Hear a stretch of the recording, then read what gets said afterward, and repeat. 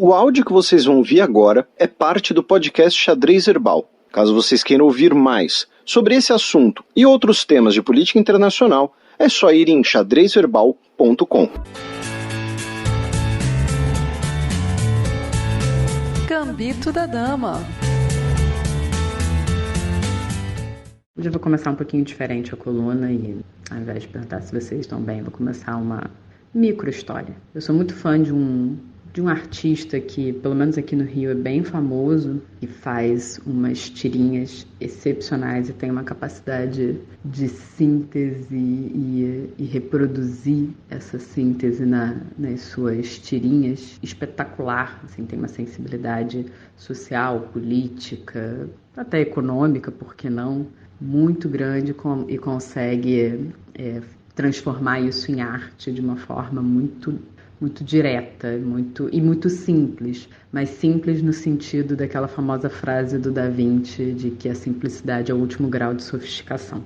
É um raciocínio tão sofisticado que você consegue identificar na simplicidade do que ele expõe nas suas tirinhas. Esse artista é o André Dahmer, e há um tempo atrás ele fez um livro, uma coletânea das principais tiras dele, e um amigo queridíssimo meu sabe o quanto eu sou fã e me deu esse livro de presente. E a dedicatória dele, como tudo que ele faz, eu achei brilhante. E era assim: Vivian, amor, atalhos e labirintos. E eu amo essa dedicatória. Eu acho ela representativa da vida de todo mundo, né? Não só a minha, mas enfim, acho que todo mundo passa por essas fases. E sempre na dualidade indivíduo-sociedade, a gente sai do olhar individual e tenta, de alguma forma, entender quanto, às vezes, a gente consegue pegar um atalho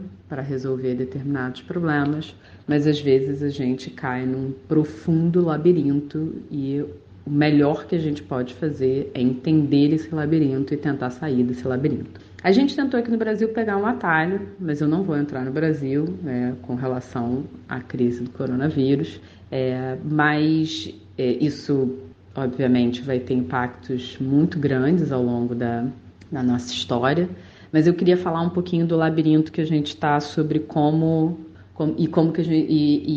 que a gente pode fazer para, de alguma forma, tentar organizar para encontrar a saída.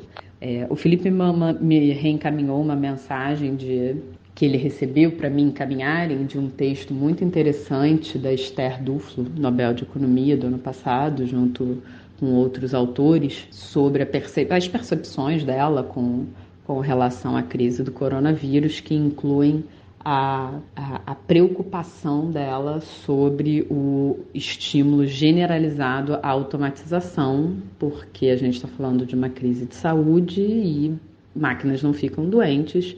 E eu imagino que quem encaminhou essa mensagem para o Felipe deve ter percebido o quanto eu gosto desse assunto inteligência artificial e impactos sociais, etc. E, talvez, na verdade, esse é um impacto que não é novo, já vem sendo discutido há bastante tempo, mas, como tudo que tem acontecido nesse contexto, pode ganhar um botão de aceleração e, portanto, a gente percebeu uma aceleração desse processo, o que nos afunda num labirinto dramático, que é a possibilidade de mais uma geração perdida. É muito comum e é esse o objeto da coluna de hoje, é muito comum que a gente identifique em vários momentos da história como que a gente consegue, como as gerações que estão no início da sua trajetória educacional e profissional, elas são extremamente abaladas com crises. Elas são, em geral, as primeiras a serem dispensadas, o que muitas vezes acaba comprometendo o seu prosseguimento educacional. E como não conseguem nem reingresso no mercado de trabalho, nem reingresso educacional, acabam ficando com essa quebra estrutural na sua formação, o que faz com que, mesmo que você tenha uma retomada, uma recuperação, é centrada na recuperação, ela é prejudicada por esse buraco que você fez, por essa quebra estrutural que você fez. E com isso aconteceu em alguns lugares, né? Isso aconteceu em geral, pós-crises, então 1929, depois, Grande Depressão dos anos 1930, depois da crise de 2008, anos 1990 no Japão. Então você não consegue realocar essas pessoas da forma qual seria a trajetória normal delas caso não houvesse crise. Então, nesse sentido, a gente coloca, né, nesse labirinto não só todos os efeitos diretos, mas a contratação de uma crise que se prolonga manifestada nos indivíduos que vão ter as suas trajetórias colapsadas, as suas trajetórias quebradas e desvirtuadas. Mas, fazendo aqui a analogia com a dedicatória, a gente pode pensar em atalhos em que pese a gente, em economia, a gente conseguir identificar bem os problemas. Não que a gente não pense em soluções, mas talvez o que a gente consiga fazer de melhor são os quebra-cabeças sistêmicos da sociedade, como identificar esses problemas. O que não é irrelevante, o que não é algo inútil, talvez inútil para a nossa perspectiva industrial, né? Nossa perspectiva pós-revolução industrial, mas em grande medida as boas soluções de problemas são dadas a partir de boas identificações desses problemas. É porque talvez a gente esteja demasiadamente acostumado a que cada indivíduo seja protagonista e solucionador e único. A gente tem essa ideia, né, de que nós somos seres únicos, então a gente tem com nossas habilidades que oferecer tudo. Mas isso não necessariamente é verdade. Mas voltando para os labirintos e para os atalhos, como que de alguma forma a gente pode identificar esses grupos de maior vulnerabilidade. A gente sabe que pessoas em condição de já vulneráveis em termos de renda e pobreza e pessoas que estão num tempo do ciclo de vida que obviamente acaba sendo diferente para quem tem renda ou não, mas a gente sabe que esse início é nevrálgico, esse início é muito sensível.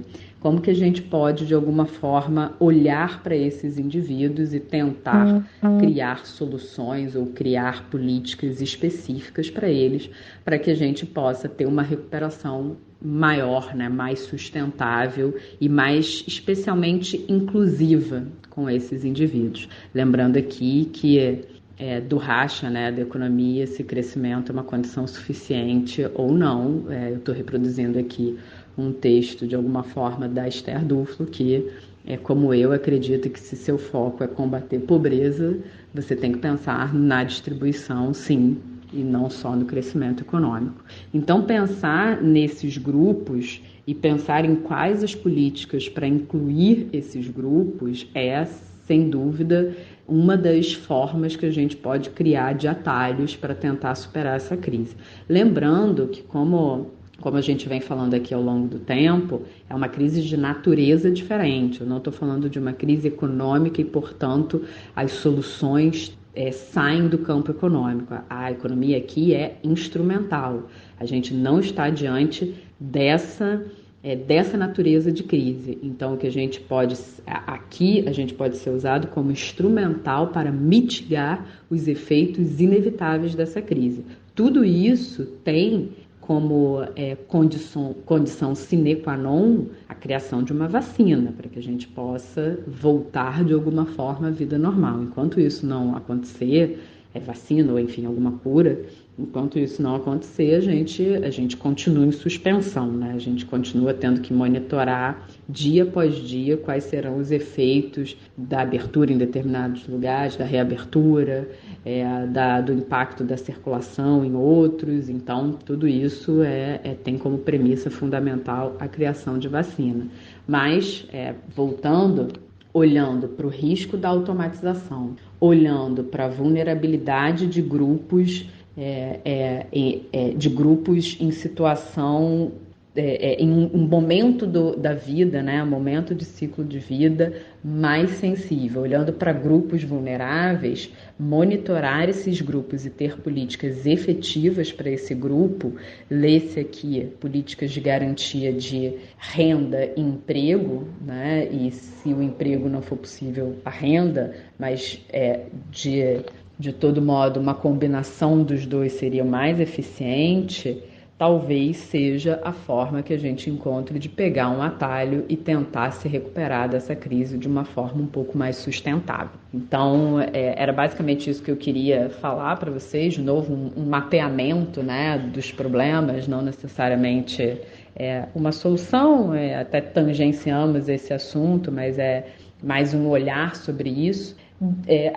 Até tentando, enfim, de alguma forma, um processo para tentar ser um pouquinho poliano, que não me é muito característico nem da minha profissão, mas, enfim, o fato da gente agora ter se obrigado a ter educação online, eu sei que isso não é acessível para todo mundo, tá? Eu sei que isso é quase isso é uma visão mais elitista, eu sei disso, e eu sei mas isso também pode fazer parte da busca por soluções, tentar tornar acessível esse conhecimento pelas plataformas online a mais pessoas. Isso pode estar em agendas governamentais mundo afora, como estão, mas, de alguma forma, a manutenção da educação, a continuidade do processo educacional pode ser uma das chaves para manter esses jovens, de alguma forma, buscando, aumentando a sua produtividade, para que, quando a recuperação venha,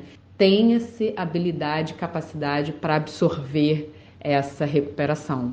Porque isso que, em grande medida, explica também por que jovens que são pegos por crises, né, no seu momento de formação, por que eles não conseguem recuperar? Porque eles têm esse colapso, essa ruptura abrupta. Se manter, de alguma forma, num processo continuado educacional, auxilia, em alguma medida, você capturar esse trem na sequência. Então, tomara que a gente saia desse labirinto, tomara que a gente